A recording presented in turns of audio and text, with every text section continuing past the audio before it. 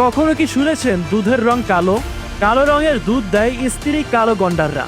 এরা African black rhino নামে পরিচিত। এই কালো রঙের দুধ সাধারণ দুধের তুলনায় একটু বেশিই তরল। এতে মাত্র 0.2% ফ্যাট থাকে।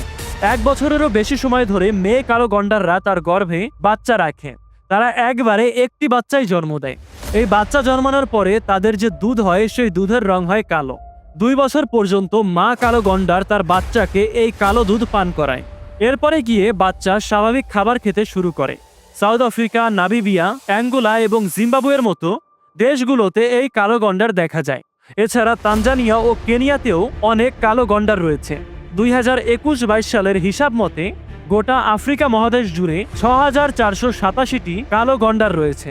এরা যেহেতু একবারে একটার বেশি বাচ্চা দেয় না, তাই সঠিক যত্ন না পেলে কালো গন্ডাররা সংখ্যায় কমে আসবে। তবে বিরল কালো দুধ উৎপাদনের কারণে এই কালো গন্ডারদের উপর সকলের বিশেষ আগ্রহ থাকে। এই কালো দুধ নিয়ে আপনার কোনো মতামত থাকলে কমেন্টে লিখে জানাতে পারেন।